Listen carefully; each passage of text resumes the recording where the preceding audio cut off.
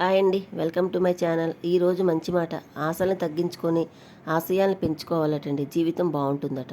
So ఇక వీడియోలోకి వెళ్తే ఎమ్మీగా ఉండే ఈ చికెన్ ఫ్రై రైసు సాంబారు అన్నంలోకి సైడ్ డిష్గా చాలా బాగుంటుంది. ఇంకా చపాతీలోకి కూడా సూపర్గా ఉంటుందండి. దీనికోసం ముందుగా 1 కేజీ చికెన్ తీసుకొని శుభ్రపరచుకొని 1/2 స్పూన్ పసుపు, 1 స్పూన్ సాల్ట్, 1 స్పూన్ కారము, గరం మసాలా, 1 అర స్పూను ధనియాల జీలకర్ర పొడి, 1/2 స్పూను అల్లం వెల్లుల్లి పేస్ట్, 1 అర స్పూను, కొంచెం కరివేపాకు, కొంచెం కొత్తిమీర, 3-4 స్పూన్లు ఆయిల్, తర్వాత కమ్మగా ఉండే పెరుగు, ఒక చిన్న కప్పు పెరుగు వేసుకొని వీటన్నిటిని బాగా కలిపి ఒక అరగంట నానబెట్టుకోవాలండి. ఇలా తయారు చేసుకునే ఈ చికెన్ ఫ్రై మాత్రం నిజంగా చాలా బాగుంటుందండి. చాలా జ్యూసీగా ఉంటుంది. తక్కువ ఆయిల్తోనే తయారు చేసుకోవచ్చు. ఇలా నానిపోయింది కదండి, ఒక అరగంట పక్కన ఉంచుకుందాం. అరగంట అయిన తర్వాత మనం ఒక ప్యాన్ తీసుకొని ప్యాన్లోని ఒక 2 స్పూన్లు ఆయిల్ వేసుకొని 4-5 పచ్చిమిరపకాయలు, మీడియం సైజు ఉల్లిపాయలు, ఒక 3 ఉల్లిపాయలు తీసుకోవాలండి. తీసుకొని చక్కగా మంట హైలో పెట్టుకొని బాగా వేయించుకోవాలండి. ఉల్లిపాయలు అవి సాఫ్ట్ అవుతాయి, గోల్డెన్ బ్రౌన్ రానక్కర్లేదు, సాఫ్ట్ అవుతాయి.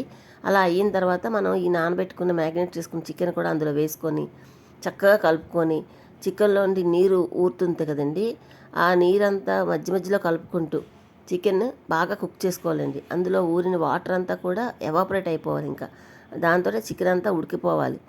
ఇలా అంతా మొత్తం అంతా చికెను బాగా కలుపుకొని మధ్యలో మూత తీసి కలుపుకుంటూ ఒక 10 నిమిషాలు 15 నిమిషాలు అయ్యేసరికల్లా చికెన్ బాగా కుక్ అయిపోయిందండి.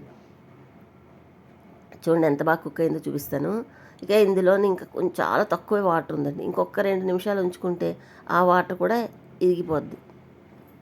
చక్కగా చికెన్ పీల్ చేసుకొని చికెన్ బాగా కుక్ అయిపోయింది. ఇప్పుడు వేరే ప్యాన్ తీసుకొని ఒక 2 స్పూన్లు ఆయిల్ వేసి 4 ఎండుమిరపకాయలు, కొంచెం వెల్లుల్లిపాయలు దంచి, అలాగే కొద్దిగా కరివేపాకు వేసి అవి చక్కగా తాలింపు బాగా వేగాలండి. అది వేగిన తర్వాత 1 స్పూన్ కారం వేసుకోవాలి. అసలు కేజీ చికెన్కి 2 స్పూన్లు కారం పడుతుంది. ఇక్కడ ఆయిల్లోనే 1 స్పూన్ కారం వేసి ఒకే ఒక్క క్షణం, అంటే ఒక 5-6 సెకండ్ల కన్నా అక్కర్లేదు, ఆ కారం వేగిన తర్వాత ఆల్రెడీ ఉడికించుకున్నాం కదా ఆ చికెన్ అందులో వేసుకొని చక్కగా కలుపుకోవాలండి. మనం నానబెట్టుకున్నప్పుడే ఉప్పు పసుపు అన్నీ వేసుకున్నాం. అక్కడ కేజీ చికెన్కి 2 స్పూన్లు కారం పడుతుంది. ఆ 2 స్పూన్ల కారం ఒకటి అప్పుడు నానబెట్టుకునేటప్పుడు వేసుకోవాలి, ఒకటి తాలింపులో వేసుకొని ఫ్రై చేయండి.